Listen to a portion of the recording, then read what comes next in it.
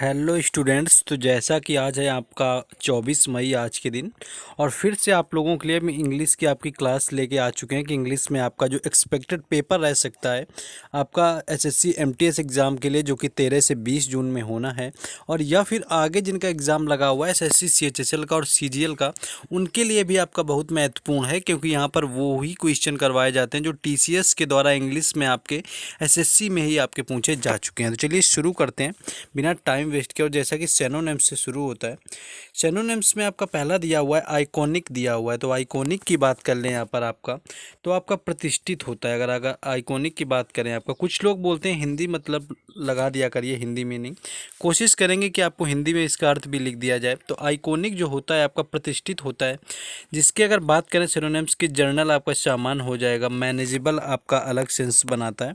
बाकी आप जो एग्जाम्पलरी आपका दिया हुआ है यहाँ पर, तो ये आपका ये अनइम्पॉर्टेंट, तो ये भी आपका अलग हो जाएगा। हो सकता है अनइम्पॉर्टेंट आपका एंटोनिम्स के दायरे में एक बार ठीक हो जाए, लेकिन सिनोनिम्स आपका नहीं हो सकता। तो एक जो आपका एग्जाम्पलरी दिया हुआ है, यानी कि ऑप्शन 3 यहाँ पर राइट आंसर हो जाएगा। नेक्स्ट क्वेश्चन है आपका एविडेंस आपका दिया हुआ है। एविडेंस की बात करें तो इसका हिंदी मतलब आपका प्रत्यक्ष होता है। तो एविडेंस आपका प्रत्यक्ष होता है, जिसमें कि एमलेस आपका बिल्कुल दिशा से अलग होना, कॉम्प्लेक्स आपका जटिल होता है, क्लियर आपका प्रत्यक्ष होता है, कन्फ्यूजिंग आपका, कन्फ्यूजिंग तो आप समझ सकते हैं ना कि डाउट में होना, कन्फ्यूज करना, ठीक है, संदेह में होना। तो ऑप्शन 3 क्लियर आपका यहाँ पर सिनोनिम्स एविडेंट का हो जाएगा। नेक्स्ट आगे देखेंगे हम लोग।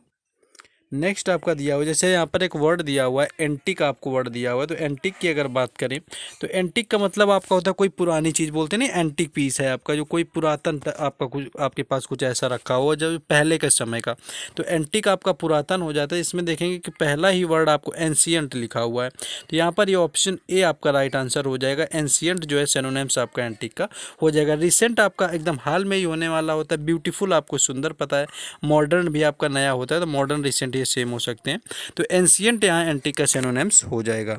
नेक्स्ट आगे देखेंगे, लेकिन उससे पहले जिन लोगों ने अभी तक ये पीडीएफ नहीं लिया हुआ है और जिनका एग्ज़ाम आपका जो कि 13 से 20 जून तक है, और आप लोगों ने ये पीडीएफ जिन लोगों ने परचेज़ नहीं किया हुआ है, बहुत ही इंपॉर्टेंट पीडीएफ है आपका, जिसमें कि 2 से लेकर के 19 मई तक जितने भी क्वेश्चंस आपके जीके जीएस के क्वेश्चन जो पूछे गए हैं, उसके साथ में आपको यहाँ पर एक्स्ट्रा फैक्ट लगा के 1000 क्वेश्चनों के आपके यहाँ पर पूरे फैक्ट के साथ में तैयार कर दिए गए हैं, जो कि आपको बिल्कुल ही नॉमिनल चार्ज यानी कि मात्र 20 रुपये के शुल्क में दिए जा रहे हैं, जो कि आपके आगामी 13 से 20 जून वाले एमटीएस एग्जाम के लिए बहुत ही महत्वपूर्ण होने वाला है।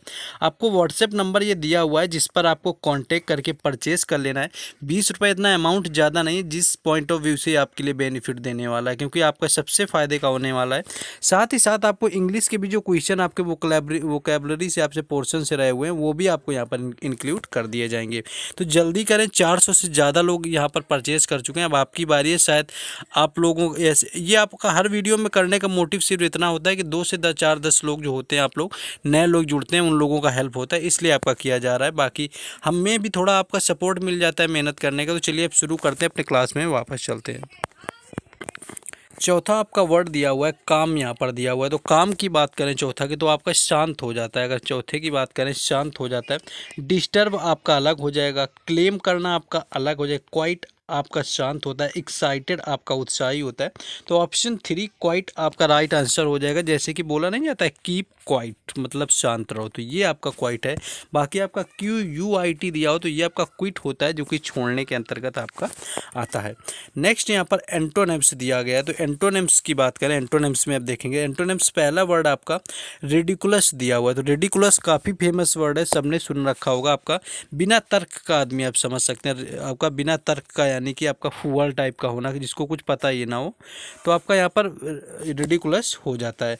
ये नोटवर्दी आपका ठीक ठाक व्यक्ति होता है। रीजनेबल देखिए, आपका परफेक्ट आंसर यहीं पर दूसरे में मिल गया। रीजनेबल क्या होता है? आपका तर्क संगत होना, जो कि आपका रेडिकुलस का सबसे परफेक्ट एंटोनिम्स यहाँ पर हो जाएगा। इनक्रेडिबल आपको पता होगा विश्वसनीय होता है।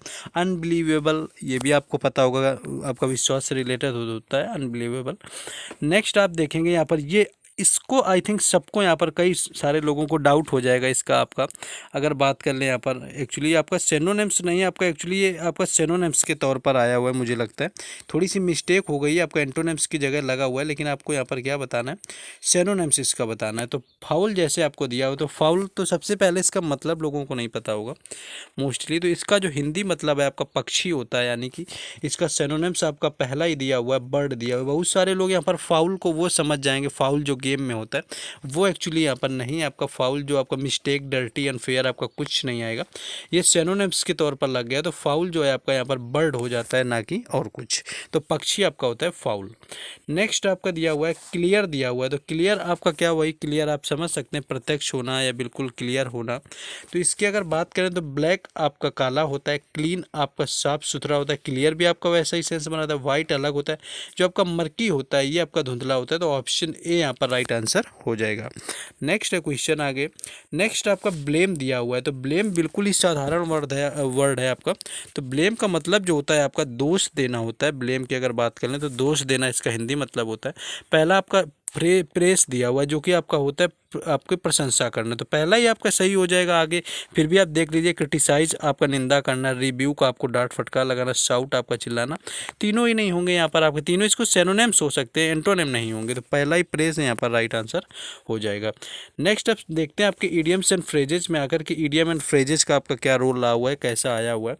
लेकिन उससे पहले आप लोगों से रिक्वेस्ट है कि आप लोग एटलीस्ट जिनका एग्ज़ाम आगे है उन लोगों के पास आप वीडियो को शेयर कर दें, वीडियो को लाइक कर दें और चैनल को सब्सक्राइब कर दें, क्योंकि ये क्लास की पीडीएफ बनाने में हमें काफ़ी वक्त लगता है। और लेकिन आप लोगों के लिए लगातार किया जाता है कि आप लोग भी हमें सपोर्ट करेंगे। तो एटलीस्ट प्लीज़ आप सपोर्ट करें, वीडियो को लाइक करें, शेयर करें, चैनल को सब्सक्राइब करें। जिनको पीडीएफ लेना है वो पीडीएफ लें। बाकी आपको हर किसी अपडेट के लिए टेलीग्राम चैनल और व्हाट्सएप ग्रुप आप लोगों के लिए बनाया गया है, जिसका लिंक डिस्क्रिप्शन में दिया गया है, तो वहाँ से भी आपको जुड़ जाना है। चलिए अब इडियम्स एंड फ्रेजेस देख लेते हैं। इडियम्स एंड फ्रेजेज में आपको जैसे दिया हुआ है कि रेनिंग कैट्स एंड डॉग, यानी कि जो बारिश होना, कैट्स एंड डॉग बारिश होना। ये अगर आप लोगों ने पढ़ा होगा तो 6, 7, 8 या कोई बुक है आपकी 7th या 8 की, उसमें इस इडियम्स का यूज किया गया था। मैंने काफ़ी बचपन में देखा हुआ था एक्चुअली इस इडियम को। तो रेनिंग कैट्स एंड डॉग्स की बात करें एक्चुअली, तो ये होता है जब पानी आपका, यानी कि जो बारिश होती है वो बहुत ज़्यादा हो रही होती है आपकी, मूसलाधार बारिश होना इसका एक्चुअली मतलब होता है। तो ऑप्शन आपका 3 दिया हुआ है, रेनिंग वेरी हैवली। हैवली भी आपका ज़्यादा होना होता है, तो रेनिंग वेरी हैवली इसका राइट आंसर हो जाएगा, यानी मूसलाधार बारिश होना जो आपका रेनिंग कैट्स एंड डॉग्स हो जाएगा। अब और बाकी इनका कोई सेंस नहीं देखेंगे, आप लिखा हुआ है worried about cats and dog, कुत्ते बिल्ली के बारे में चिंता करना कुछ नहीं है। Facing light rain and wind, सबको फेस करना। Having lots of pet around you, बहुत सारे पेट को यानी पालतू को रखना। तो ये कुछ आपके सेंस नहीं है, तो आपका रेनिंग वेरी हैवली आपका राइट आंसर हो जाएगा। नेक्स्ट एक ईडीएम पूछा गया था आपका, ये एसएससी एमटीएस में पूछा गया कि हाउ टाइम फ्लाइज, कि टाइम कैसे उड़ता है। तो ये सभी को पता है हाउ टाइम फ्लाइज, ये लोग बोलते हैं नहीं हाउ टाइम फ्लाइज, टाइम का पता ही नहीं चलता है। तो ये एक तरह का ईडीएम है जिसके मतलब आप देखेंगे a clock going very fast, एक घड़ी बहुत तेज चल रही, ये भी इसका सेंस नहीं हुआ। Time seems to move quickly, तो ये आपका हो सकता है यहाँ पर कि time seems to move quickly, यानी कि ऐसा प्रतीत होता है कि बहुत जल्दी टाइम यहाँ आपका निकलता है। बाकी आपका दिया गया डिफ़िकल्ट टू पास टाइम, बहुत डिफ़िकल्ट होना पास टाइम, ये नहीं हो सकता। Time seems to stay still, time ऐसा लगता है कि अभी भी रुका ही हुआ है, ऐसा तो कभी नहीं लगता एक्चुअली। टाइम ऐसा लगता है कि बहुत जल्दी से निकल रहा है। तो time seems to move quickly आपका टाइम हाउ टाइम फ्लाइज के अंतर्गत आपका आ जाता है। नेक्स्ट है आपका टर्न अ डीफ ईयर, आपका नेक्स्ट इडियम है turn a deaf ear. Turn a deaf ear की बात कर लें यहाँ पर, तो डीफ ईयर क्या होता है आपका कि कानों में से आपका डीफ आप बहरा होता है। जैसे पहले अगर हिंदी मतलब आपका पता होगा तो डीप का मतलब आप बहरा होता है, टर्न अ डीफ ईयर यानी कि बहरे एक तरह से बन जाना। तो मतलब तो यही हुआ, कोई कुछ बोले उसको सुनना नहीं। तो एक्चुअली होता है ये इग्नोर करने के सेंस में। तो ऑप्शन 3 जैसे आपका दिया हुआ कि इग्नोर व्हाट समवन सेज, जो कोई कुछ कहता है उसको इग्नोर कर दो, तो ये आपका होता है टर्न अ डीप ईयर। बाकी आपका दिया हुआ प्रिटेंड टू लिसन केयरफुल्ली, ध्यान से सुनने का नाटक करना।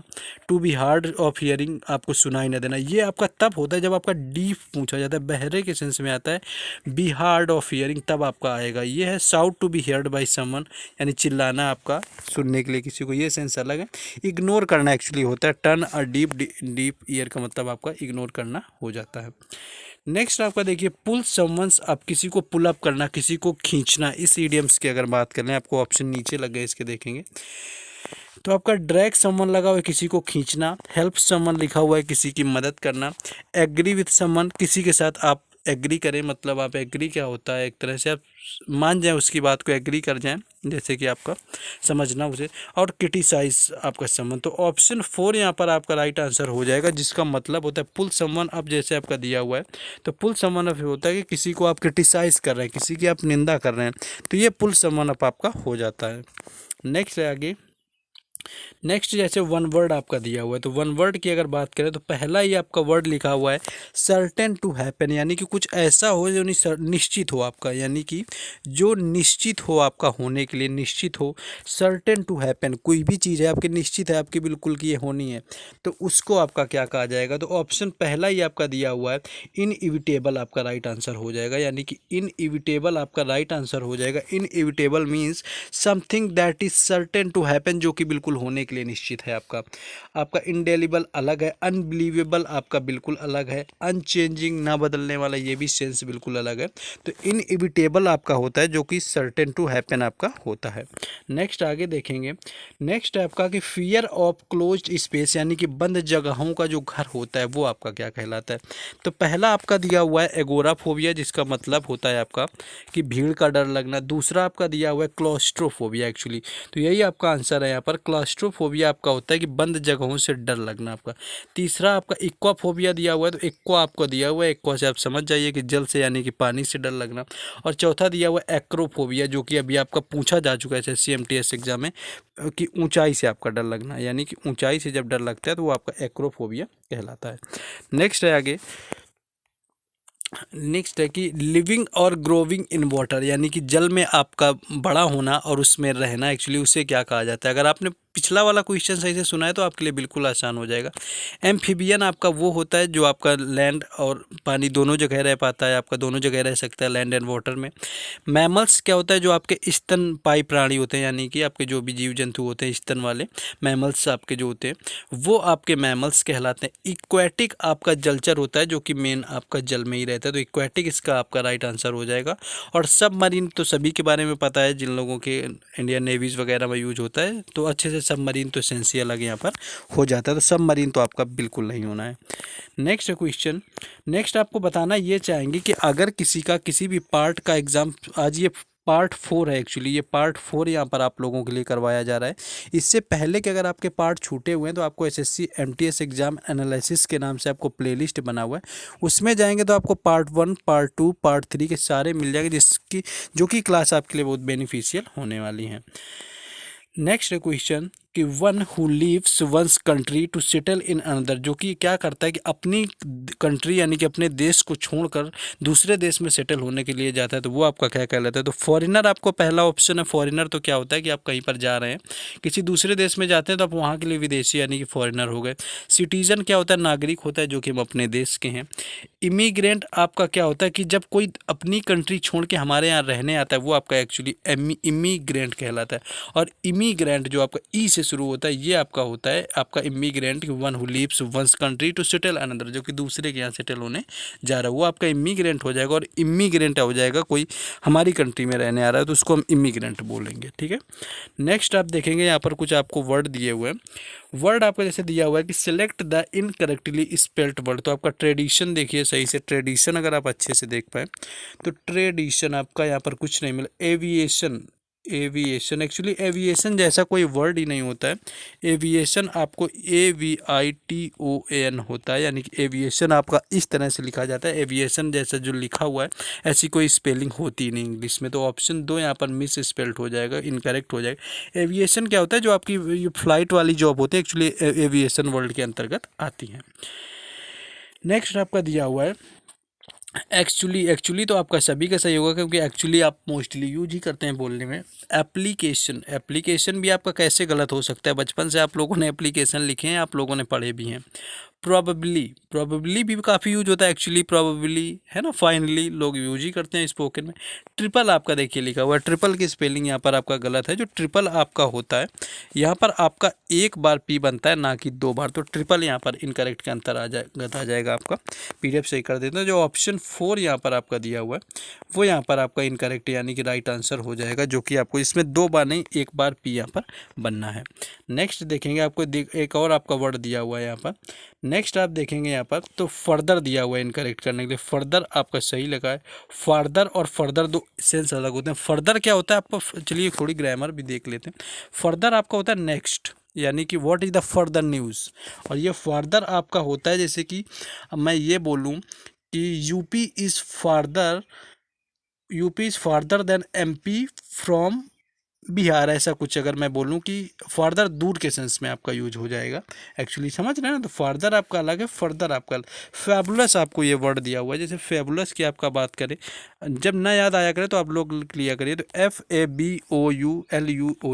तो आपका यहाँ पर देखिए फैबुलस आपका ओ का यूज नहीं हुआ है, यानी कि फैबुलस ये आपका गलत लिखा हुआ है। बाकी सारे वर्ड यहाँ पर सही लिखे हुए हैं। नेक्स्ट देखिए लिखा हुआ है, फिल इन द ब्लैंक्स में आते हैं।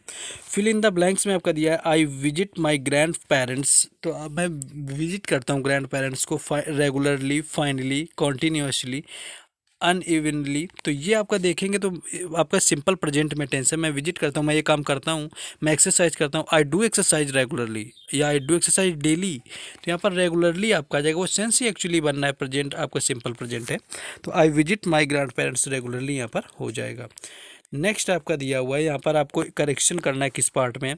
The strong wind blow of all the candles, यानी कि जो हवा थी तेज उसने कैंडल्स को बुझा दी। तो यहाँ पर अगर बात करें तो आपका बुझाने को जो सेंस में एक्चुअली आता है वो ब्ल्यू ऑफ नहीं ब्ल्यू आउट आता है। तो ये आपको याद रखना है, आपकी फ्रेजल वर्ब है, ब्ल्यू आउट होता है आपका ब्लो आउट। तो ब्लो का जब सेकेंड फॉर्म आप लगाएंगे ब्ल्यू आउट हो जाएगा, यानी ऑप्शन 4 जो है यहाँ पर राइट आंसर हो जाएगा, यानी कि blue out all the candles. तो ब्ल्यू आउट हो जाएगा, ब्लो आउट आपका बुझाना होता है।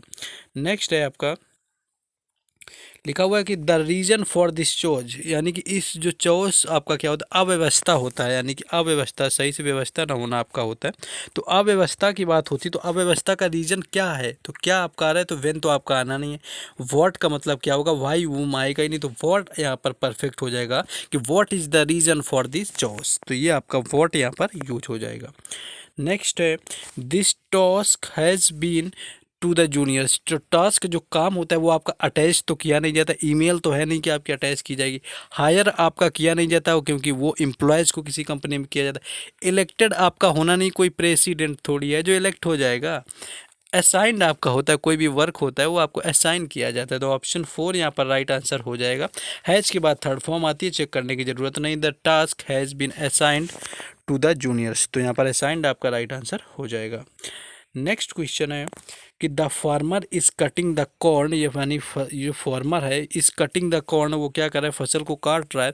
Which has ripen in the fields, तो रिपेन आपका नहीं, एक्चुअली रिप्ड होता है, राइप्ड होता है, आपका रिपेन नहीं यूज होता है। तो आपका रिपेन राइप्ड कहीं लिखा हुआ है, देखिए which has ripen in the fields cutting.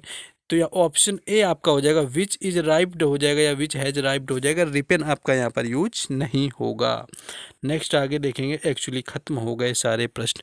तो ये थे आपके जो हमने पूरा करवाने का आप लोगों के लिए प्रयास किया, जितना भी हमसे हो पाया ऑलमोस्ट तो बताने का प्रयास किया। बस आपको सपोर्ट करना है, चैनल को सब्सक्राइब करना है, वीडियो को लाइक और शेयर कर देना है, आपको कॉमेंट करके मोटिवेट कर देना है कि कैसा लगा या आपके लिए क्या और करें यहाँ पर।